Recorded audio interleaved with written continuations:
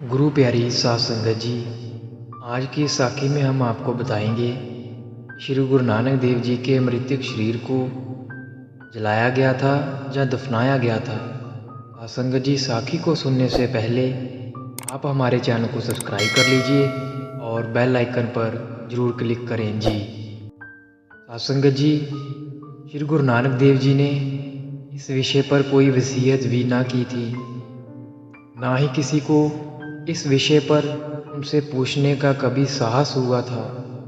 उन दिनों भी अंतिम संस्कार के लिए दो विधियों का प्रचलन था, एक वैदिक रीति से अंत्येष्टि तथा दूसरी मुसलमानी श्रेया अनुसार दफन करना। किंतु गुरुजी ने तो समस्त जीवन इन दोनों प्रणालियों से ऊपर उठकर निरपक्ष जीवन जिया था।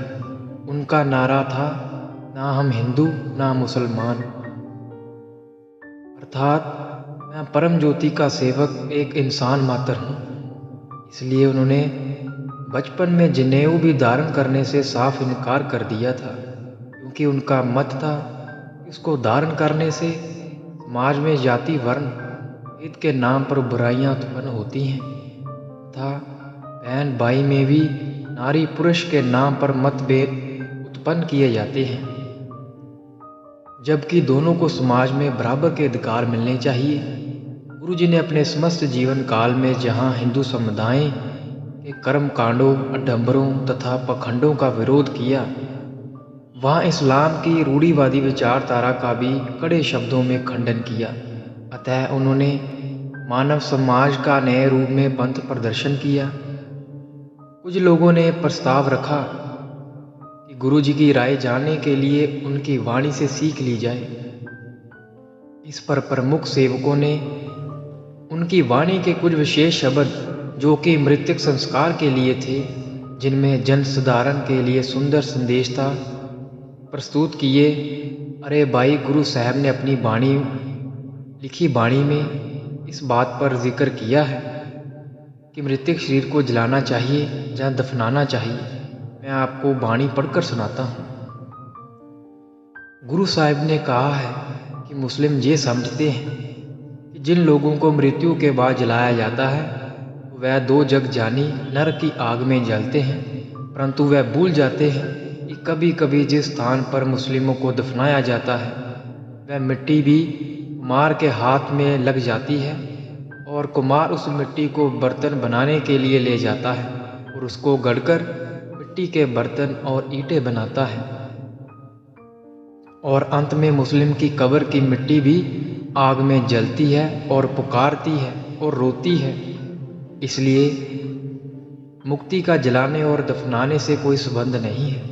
हे नानक, जिस करतार ने इस जगत को रचा है वही इस वेद को जानता है। आगे सुनो भाइयों, गुरुजी ने क्या कहा है। मरने पर कोई जलाए जाते हैं, कोई दबाए जाते हैं, एक को कुत्ते खाते हैं, कोई जल प्रवाह कर दिए जाते हैं और कोई सूखे कुएं में रख दिए जाते हैं।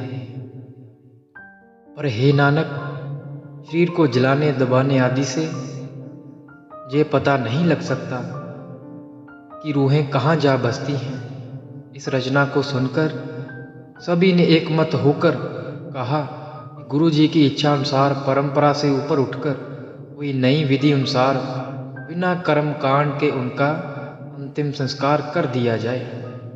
इस पर गुरु जी का शरीर जल प्रवाह कर दिया गया, जिससे उनकी इच्छा अनुसार उनकी कोई समाधि अथवा याद करना ना तैयार की जा सके। गुरु जी बनारस में जब कबीर पंथियों से मिले थे तो गुरुजी ने उनकी वाणी को अपनी पोथी में संकलित कर लिया था, जो कि उनकी अपनी विचारधारा के अनुरूप थी। इसका एक शब्द इस प्रकार है, हिंदू लोग मूर्तियों की पूजा कर कर दुखी हो रहे हैं, मुसलमान खुदा को मक्के में समझ के उधर सजदे किए जा रहे हैं। हिंदुओं ने अपने मुर्दे जला दिए और मुसलमानों ने दबा दिए। इसी बात पर झगड़ते रहे, सच्चा कौन है। हे प्रभु, तू कैसा है। ये बात दोनों पक्षों के समझ में ना आई। हम आपको ये बता दें कि श्री गुरु नानक देव जी की मृत्यु अथवा शीश होने के बाद क्या क्या हुआ, उस पर बहुत से ज्ञानी लोगों में मतभेद है। कोई कहता है हिंदू मुस्लिमों में झगड़ा इस बात पर हुआ कि उनकी देह कौन जलाएगा या दफनाएगा, हिंदू या मुस्लिम। और अंत में गुरु जी का पार्थिव शरीर फूल बन गया। कोई कहता है जब उनका बड़ा पूरा परिवार था तो बाहरी लोग इस बात पर क्यों लड़ेंगे कि उनकी क्रिया कैसे होगी, परंतु गुरु जी की अंत्येष्टि कैसे हुई होगी, जो हमने इस घटना के माध्यम से बताई है और जिसे सरदार जसवीर सिंह जी ने लिखा है और बताया है, वह हमें सबसे ज़्यादा सार्थक लगता है। आप इस विषय पर क्या विचार है, कमेंट बॉक्स में अवश्य लिखें। भाई लहना जी गुरु अंगद रूप धारण कर दूसरे गुरु नानक बन गए, परंतु उनका हृदय किसी भी फल की इच्छा नहीं रखता था। वह तो केवल प्रभु चरणों में लीन रहना चाहते थे। अतः गुरु जी का आदेश पाते ही उनकी इच्छा अनुसार उनकी प्रसन्नता के लिए अपने नगर खडूर लौट गए। खडूर पहुंचकर वह सीधे अपनी बुआ बिराई जी के जहां पहुंचे और उनसे अनुरोध किया कि मुझे एकांतवास के लिए कमरा चाहिए और मेरे जहां पर होने का किसी को भेज ना दिया जाए, जहां तक कि मेरे परिवार को भी, क्योंकि मैं चाहता हूं कि मेरी बंदगी में कोई बाधा ना डाल सके। बुआ बिराई जी ने उनको आश्वासन दिया कि ऐसा ही होगा। इस प्रकार बुआ बिराई जी के जहां गुरु अंगद देव जी अपनी इच्छा अनुसार साधना में लीन हो गए, उधर करतारपुर में श्री गुरु नानक देव जी ने उचित समय देखकर शरीर त्याग दिया और परम ज्योति में विलीन हो गए। जब ये समाचार दूर दराज नगरों में फैला कि श्री गुरु नानक देव जी ज्योति जो समा चुके हैं, संगत उनके उत्तराधिकारी के दर्शनों को मड़ पड़ी। परंतु करतारपुर में आने पर मालूम हुआ कि उनके उत्तराधिकारी वास्तव में उनकी सेवा भाई लहना जी हैं, उनके पुत्र नहीं, जिनको श्री गुरु नानक देव जी ने अंगद देव नाम देकर दूर नगर भेज दिया। अतः संगत नए गुरु की तलाश में खडूर नगर पहुंच गई, परंतु वहां से उनको निराश होना पड़ा, क्योंकि श्री गुरु नानक देव जी के नए उत्तराधिकारी गुरु अंगद देव जी कहीं दिखाई ना दिए। बुआ बिराई जी ने अपने दिए गए आश्वासन पर पूरी तरह पहरा देती रही। इस प्रकार कई दिन व्यतीत हो गए।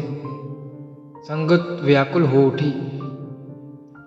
वह कोई जुक्ति सोचने लगी कि श्री गुरु अंगद देव जी को किस प्रकार और कहाँ ढूंढा जाए। अंत में कुछ श्रद्धालु भक्तजनों ने बाबा बुड्ढा जी से बेनती की, जाने गुरु अंगद देव जी कहाँ गए हैं, आप गुरु अंगद देव जी को खोजने में हमारा मार्गदर्शन करें। बाबा बुड्ढा जी संगत को लेकर खडूर नगर पहुंचे। वहां उन्होंने जुक्ति से काम लिया। गुरुगर के कीर्तनी भाई बलभंडा को कीर्तन करने को कहा और संगत उनके साथ कीर्तन करते हुए खडूर नगर की गलियों में घूमने लगी। आगे क्या हुआ ये देखने के लिए हमारा चैनल सब्सक्राइब करें, वीडियो लाइक करें और शेयर करें।